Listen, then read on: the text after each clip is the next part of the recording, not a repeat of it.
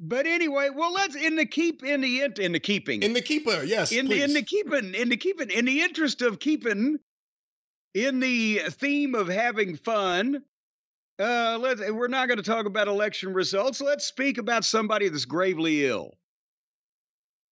How's that for a transition there? A segue, if you will, a fade in. I'm not certain. Either really good or really bad. Well, the subject would have thought it was hilarious. He's still alive, by the way. I'm saying would have if he's got better things to do than listen to this fucking show. So if he'd heard it, he would have thought it, but he didn't hear it. So if you always do what you always did, then you always get what you always got. And we are talking about, we also on the drive-thru, we mentioned that Dutch Mantel has been having health issues, and his wife Kathy as well, and they've both been hospitalized. Dutch for a couple of lengthy times with sepsis, which is no joke, apparently, from everybody's feedback on that. And his wife, Kathy, multiple times for lesser periods for the issues she may have had that may be worse than his. A point being, they had a GoFundMe. We plugged the GoFundMe. A number of people in and around the wrestling business have contributed, and they've done, I'm sure it's still open, and you can, if you want to do that, we encourage it. But we were trying to do something positive, and people are trying to do something positive in the face of a not positive situation.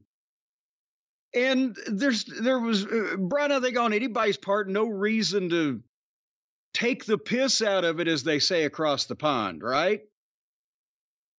But here comes Uncle Dave Meltzer, who has, this time, according to the feedback I get on the Twitter machine and people in their various ways trying to contact me, Dave really shit the bed and fell back in it this time, as Mama Cornette would say, because everybody's like, what in the flying fuck is wrong with you?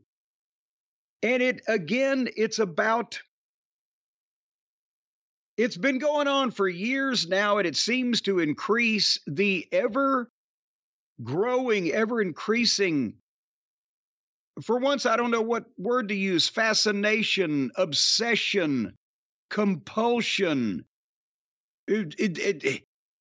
unnatural grip on his relationship with Tony Khan, and how that it's not just enough to report on what Tony does, not even bad, just good, but just bring him into the universe of every conversation. And when he does, Tony Khan being the he, a minor thing in his universe, if it interacts with somebody else, that becomes the most important thing about their story too. Do you see what can you word it any better as to what the fuck Dave's literal obsession is with trying to babyface Tony Khan at every opportunity? Well, look, there's been a lot of fans since the beginning that have said things like Dave Meltzer is being paid by Tony Khan, Dave Meltzer's on the take. I've never believed that. I've never thought that was true. But it doesn't mean that Dave doesn't have an investment in AEW mentally. When Tony Khan, a professed lifelong Observer reader, wanted to start AEW, who was the first person he called? Who was the first person he hired? The first person he hired was Chris Harrington. Why did he hire him? Because Dave Meltzer told him to. That was the first person he called, was Dave. And Dave is now at a point where he acknowledges some of the bad stuff, but in the nicest possible way, but it's also months after all of us have said all these things. And then he says everyone else is out of touch because we came to the conclusions before he did. But anyway. Well, let me... I think Dave has a personal investment in AEW. I think Dave has a business investment in the idea of there being competition and it being strong competition. TNA has never helped the Observer grow their subscriber base, but AEW has. And I think there's... It's like when Apter used to put Mil Mascaras on the cover, or Bruno, or a Superstar, because they sold all the magazines. The wrestlers that Dave anointed as being the purveyors of the modern style that everyone else needs to adhere to were the Young Bucks and Kenny Omega. And, you know, here we are years later. It's probably tough to realize that the Young Bucks don't mean a fucking thing. They don't mean anything. Do the Young Bucks mean more than the Viking Raiders right now? And those were his guys. And I think when people have acknowledged... I mean, the thing that's always gotten me is that when anyone has had open and honest discussions about the problems with AEW, Dave has never been in the conversation because Dave's never been willing to say the quiet part out loud, which is Tony is the problem. Tony is the solution in that he's funding it. So you think Dave is projecting babyface-ishness on Tony because Tony's starting to get heat from the fans for, hey, this actually kind of sucks these days? I think anyone who has been paying attention and anyone who knows any of the players involved who doesn't think that Dave Meltzer has an emotional investment in Tony Khan and AEW, anyone who doesn't acknowledge that is ridiculous. And Dave, I think if you read some of the things he says, he thinks he's been hard on Tony lately. And he doesn't realize to the rest of us, it's ridiculous. He comes to the conclusions that we all came to months after everyone else came to those conclusions. And then he tells you the bad ratings are good. He was the captain of the ship and it sank, but he was able to save the donuts from the commissary and feed 2 of the survivors for a week. But listen, we've done bad radio here because a lot of the people who have real lives don't know exactly what we're referring to. I'm going to read some of this shit here because Dave's words are much better than mine in this particular situation. Go, what now? I was going to say, now this is from the Wrestling Observer newsletter for November 11th, I believe. Well, yeah, because people have tweeted this, they screenshotted it. He wrote this in public, so it's not like he can duck it. And everybody's been talking about it. They were talking about it when we released a few days ago the clip where we were just talking about Dutch's GoFundMe, not connecting him to anything else like normal people would do, right? Because this is serious enough. But Dave, this is Dave's reporting on Dutch's illness and his wife's illness. Dutch Mantel is not doing well, nor is his wife, Kathy. He's battled sepsis twice over the last year, and both times nearly took his life. He had a month-long stay in the hospital after the second time. His wife also had both sepsis and diverticulitis to the point she's been hospitalized 11 times since May and just had emergency bowel surgery, has lost 70 pounds. Because of extended hospital stays, their insurance and life savings are depleted and started a GoFundMe. This is Dave's words here. Because both still need home care. They had raised $64,200, and this was as of the press time, which is, what date is this? No, it wasn't as of press time, because as of press time, I think it was over 80. Well, this is, I guess, at his press time. He typed this part of the story. Oh, he typed it, well, as of his typing time. But with most of the top donors being anonymous, and the largest known donors were Tony Khan at $5,000 and Chris Jericho at $1,500. It's because at $150, that'd have been great. At $1,500. Yeah, it's a name he conveniently left off that list. Well, nevertheless.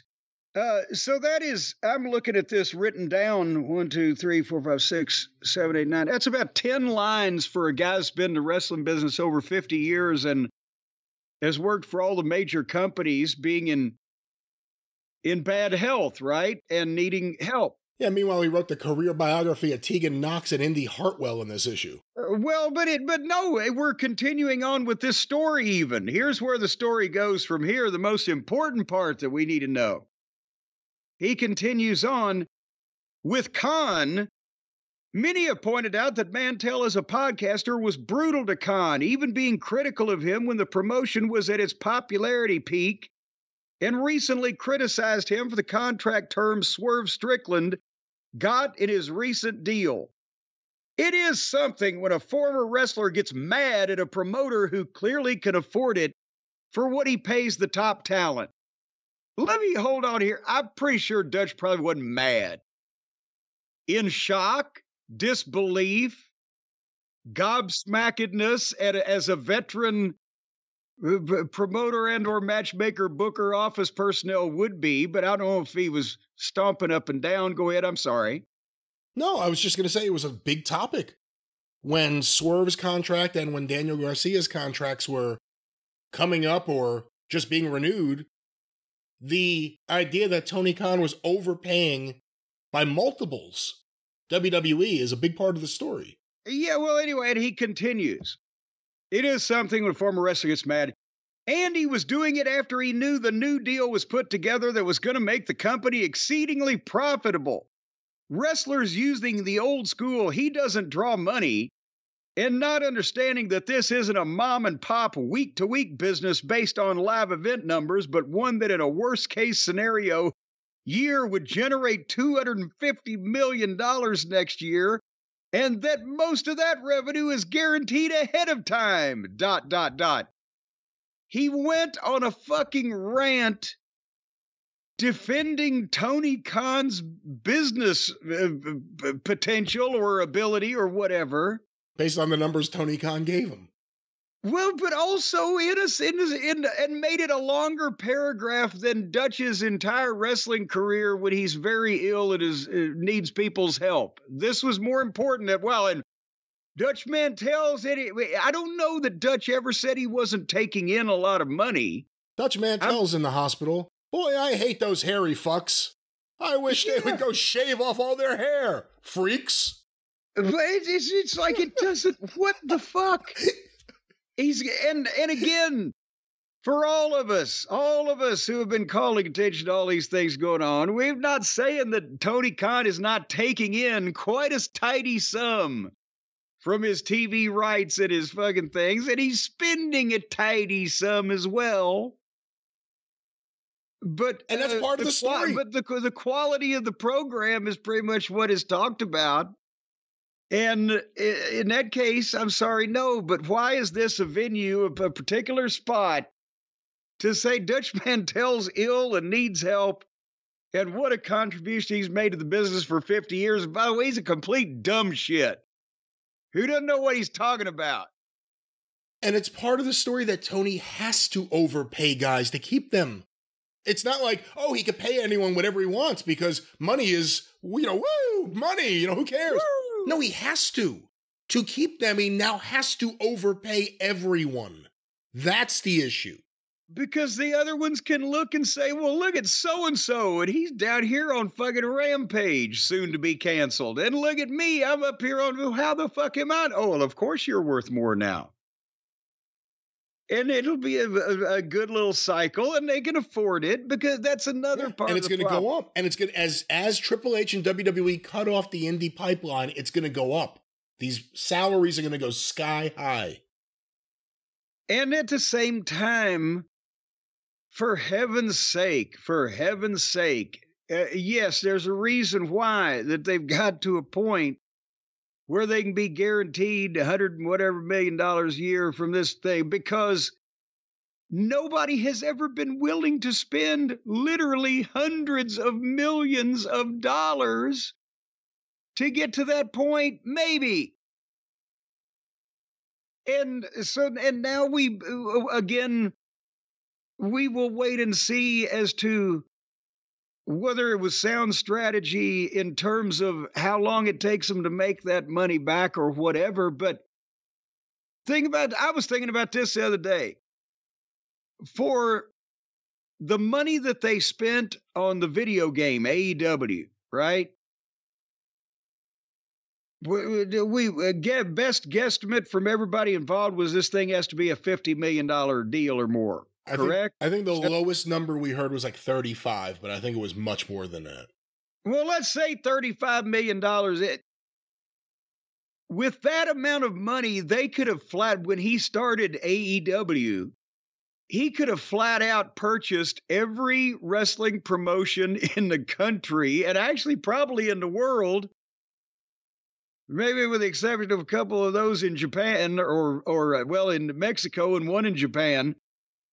purchased every wrestling promotion that had talent under contract anywhere, and just assumed those fucking contracts instead of paying guys 3 and 4 and 5 and 6 times what anybody else had ever paid them.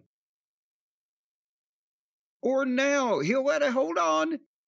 Or now, they could have taken that money this year, over the last year, that they have run these NBA arenas and staffed them in some description, if not to just hire people. And I've seen this happens, folks. This is a thing that is done. Part of the security staff in a big, mostly empty building goes to station places to not let people go into the fucking closed off part. And they're sitting there all night going, don't go here, don't go here. And you pay for that. So at some point along the way here, how much money could he have saved by just saying, fuck it, I'm just going to buy the company that has every wrestler except Vince under contract and start from here? Or not run these giant arenas and lose another $50 million 5 years after the fact. Go ahead, I'm sorry. Well, there's a few things there. And of course, you look at all the money that Tony Khan has spent, and it's ridiculous to think that you couldn't go in there and be more efficient and spend a whole lot less while getting to exactly where they are today. But the other thing is, Tony Khan very generously donated $5,000 to Dutch Mantel. Dave, in reporting that, it triggered this defense of AEW and Tony Khan. Do you think Tony Khan wanted that? Because I don't. Probably not. No. I mean, even as awkward as Tony is in various ways, he had to know that that was really out of place. But once again, get well, Dutch Mantel. yeah. Uncle Dave's pulling for you, Dutch. Good Lord.